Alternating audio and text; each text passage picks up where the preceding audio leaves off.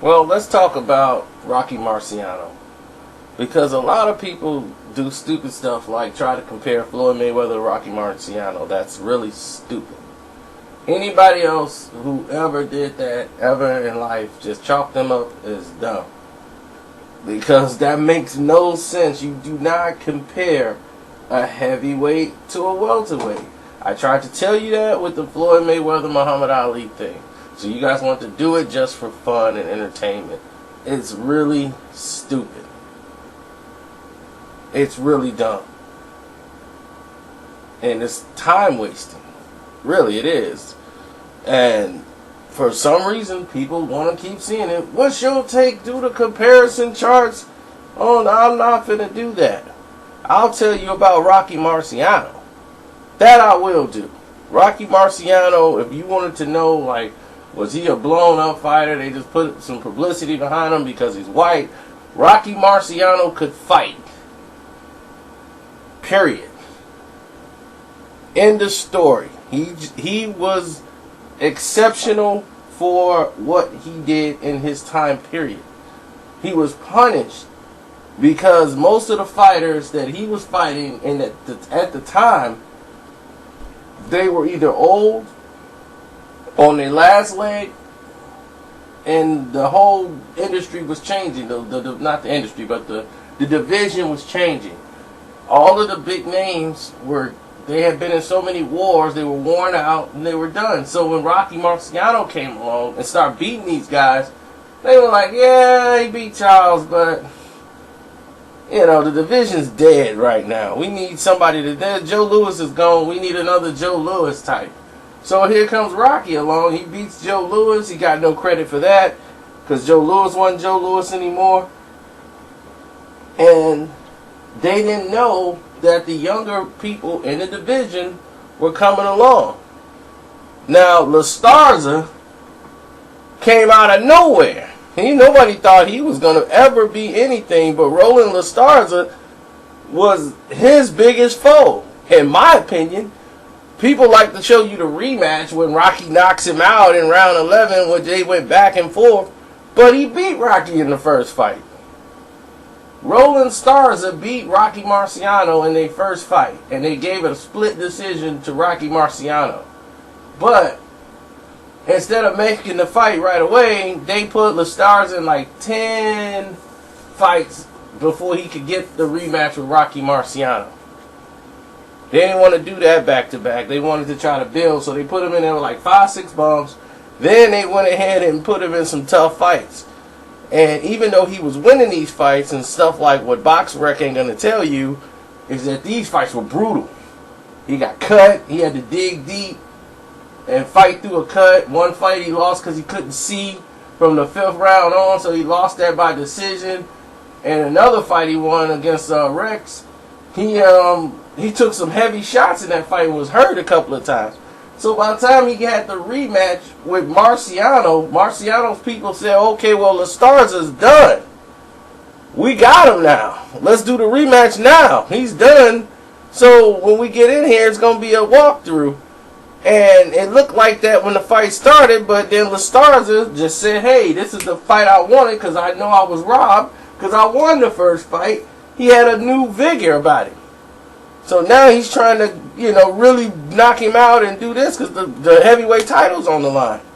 When they first fought, the title wasn't on the line. He wasn't the champ. So this was, I felt this was the most telling fight of all because it showed the kind of heart that that LaStarza had. Even though he got knocked out,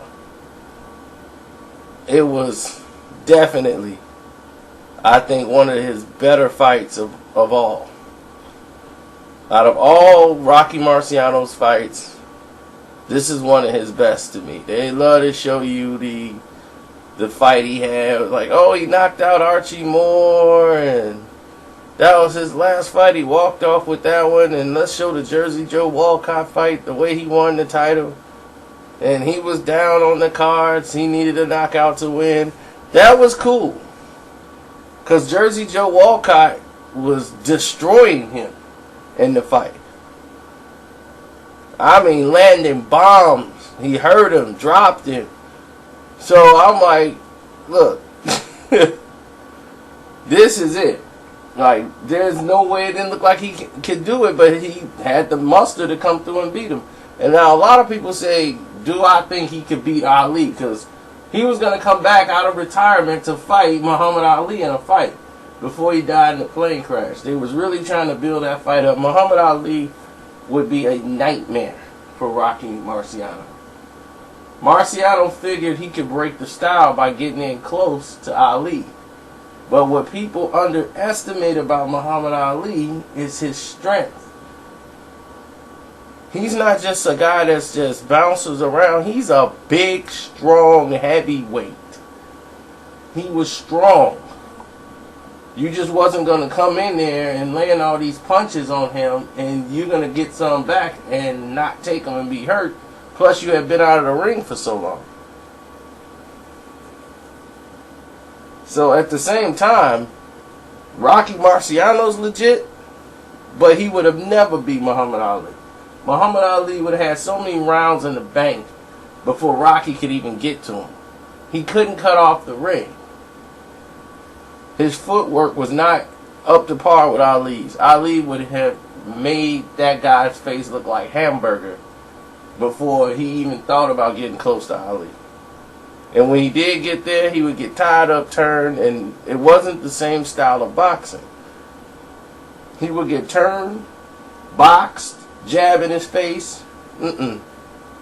Cassius Clay or Muhammad Ali both would have beat Rocky Marciano. Easily. Going by style, at any point in their careers, I think even when he was Ali, probably even after the 10 years, he still would have beat Marciano. And it has nothing to do with Marciano being white and Ali's black. It's about skills and style. That's what it's all about. So to answer your question that you put in my inbox, to the gentleman that sent it, absolutely, Rocky Marciano was for real. He wasn't a blown up fighter that they tried to get behind, because they actually didn't get behind Rocky Marciano. A lot of people think, oh man, they pumped Marciano up. They really didn't. They only did it once he got to a certain point. But once he beat everybody else, once he beat Ezra Charles, then they were like, hey, you know, we got a guy here, maybe he's for real. We can get behind him now. But he was criticized for fighting older guys. They all done. They weren't the same no more. So they criticized him for it. Only when he wasn't the champion and he retired and he was gone, then he became cemented as one of the greatest ever. Rocky Marciano, you know. It's like they immortalize you once you no longer here. Nobody get it why you can smell the roses. When you're not here to smell the roses, then you're the greatest ever. Like I told you, it's all a revolving door, it's a revolving era. Because the heavyweight division was dead until Ali came along and revived it. And he went through the same criticisms as Rocky Marciano. The same exact thing happened to him. He was criticized from the beginning of his career. All the people he fighting old, they bums. Joe Louis is the greatest champion. They skip over Marciano and go to Joe Louis. Joe Louis is better, and this is what when Joe was fighting, this is what happened. They skipped over Marciano. And then they would attack Muhammad Ali with Joe Louis's legacy. They wouldn't use Rocky Marciano because it was the same thing. So they'll go right to Joe Louis and then throw it in there in Ali's face. Every time. Ali had to fight the legacy of Joe Louis. So when he retires, or he's out of boxing for good, Muhammad Ali is the biggest name in heavyweight boxing history. Probably in boxing history. Now that we talking, the biggest name.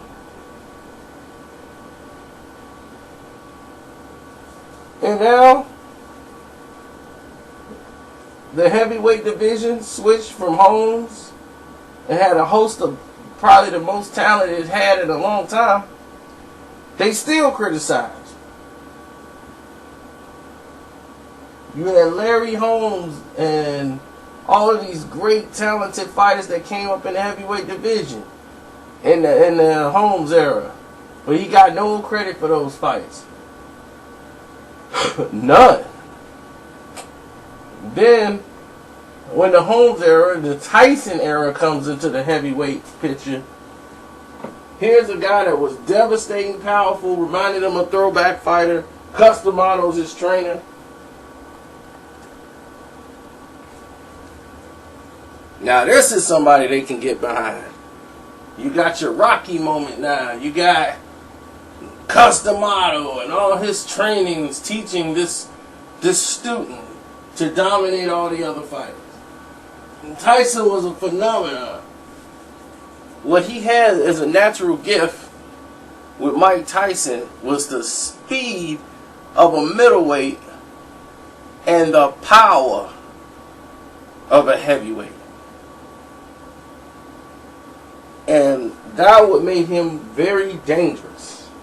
He can get from point A to point B quicker than any other heavyweight that they ever had in the sport in years. That's what made Mike so dangerous. He could hurt you with either hand, knock you out, and the punches are so fast that you can't believe they're coming that quick. And then he's getting to spots so quick. So as a youngster, he was just unbeatable. And probably would have been the greatest champion of all had he maintained discipline. But see, what they tried to do was control Mike Tyson and just maintain his psychosis. Like, we know Mike is crazy, but let's just deal with it and hopefully it'll just go away with the winning and everything else. But no, because with the winning comes money. And when you get money, you have power. And you have freedom to do anything you want to do. You don't want to do, you don't want to listen to people no more. You don't feel you need to no more. You got the money. You could fire them. And that's what Mike did. If you didn't want to do what Mike wanted to do, you were fired. You were removed. You had no place to be around anything in boxing anymore. You was done. And that's how it was treated, and that's how it was respected in the sport of boxing. It was sad, but the heavyweight division after Tyson had a host of fighters that were good, but we never got to see somebody really break out. We had Evander Holyfields, we had the Riddick Bowes, we had the Lennox Lewis, but we never really got to see the full potential of the heavyweight division because fighters and the money changed and everything just went downhill. The NBA started getting all the television contracts, and they're instead of $100 million business, they're now a $1 billion business. The NFL, $1 billion business. Boxing is not a $1 billion business. It's not even fourth. People were like, man, I'm gonna just play golf. So now you can go and be a lineman and make more than you would as a heavyweight fighter.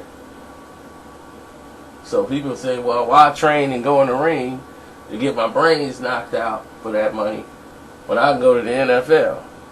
And every 6'10" person you know, they ain't finna get in the ring and box and be no light heavyweight champion when they can go out there and run screens or catch an alley-oop pass for a dunk. They you know, Thomas Hearns, if this was back then and the money they got now, Thomas Hearns will be somewhere posted up, somebody throwing sky hooks. We would have never seen him. So other sports' growth, because of boxing's criminal arrogance, they didn't realize it was time to change and get out of the old school ways of being all mob tied up and to expand. They got arrogant and said we're going to cable and we don't need national television.